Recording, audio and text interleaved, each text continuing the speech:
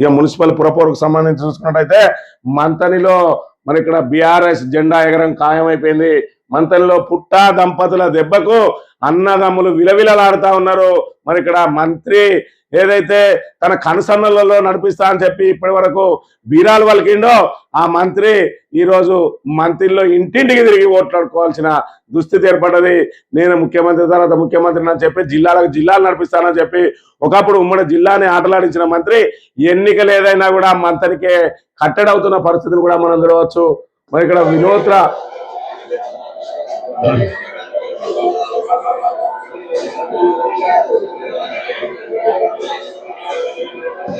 వినూత్న రీతిలో పుట్టా దంపతులు మరి ఇక్కడ వాళ్ళు ఓటు అడిగే విధానంగానే వాళ్ళు ఏదైతే ఆ మంతని పట్టణానికి సంబంధించిన ప్రజలతోటి మమేకమైన తీరు వాళ్ళకున్న అనుబంధాన్ని అంతా కూడా గుర్తు చేస్తూ అన్న తమ్ముడు అక్క చెల్లి అని చెప్పి వరుసలతో పిలుచుకుంటూ ఓట్లు అడుగుతా ఉంటే మరోవైపు డబ్బు సంచులను నమ్ముకున్న అన్నదమ్ములు ఇక్కడ వేషాలను మార్చుకొని తిరుగుతా ఉన్న అంశాన్ని చూడవచ్చు.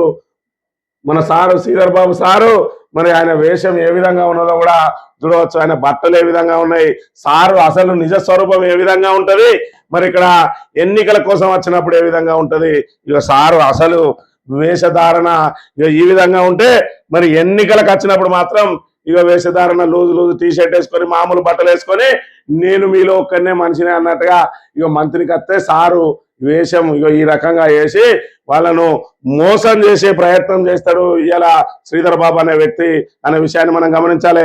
ఈ వేషంలో ఎందుకు ఓట్లు అడుగుతలేడో కూడా ఒక్కసారి ప్రజానీకం గమనించాలి. ఇవాళ మంత్రిని దాటి రాజధానికే పరిమితమైనటువంటి మరి అయ్యగారు అక్కడనేమో సూటు బూటులతోటి మరి ఇక్కడ ఏదైతే డబ్బులను మూటగట్టడానికి ఐటీ పరిశ్రమల శాఖను అడ్డం పెట్టుకొని అడ్డగోలుగా సంపాదిస్తా ఉంటే మరి ఇక్కడ మళ్ళీ ఇక్కడికి వచ్చి మాత్రం ఏమి ఎరగనట్టు ఈ రీతిలో మరి ఇక్కడ బట్టలు వేసుకొని నేను మీలో ఒకరిని అన్నట్టుగా నటిస్తున్న నటనలను మరి ఇక్కడ ప్రజలు గమనించాలి. 2 సంవత్సరాల నుంచి మంత్రి మున్సిపల్లో ఇప్పటి వరకు ఏ ఒక్క పనిని కూడా ఎందుకు ప్రారంభించలేదో కూడా మంత్రి ప్రజానికం ఆలోచించాలి. మరోవైపు మరి ఇక్కడ 5,000 వరకు కూడా ఓటుకు ఇవ్వడానికి ఆల్రెడీ డబ్బు సంచులు రెడీ చేసి పెట్టుకున్నారట.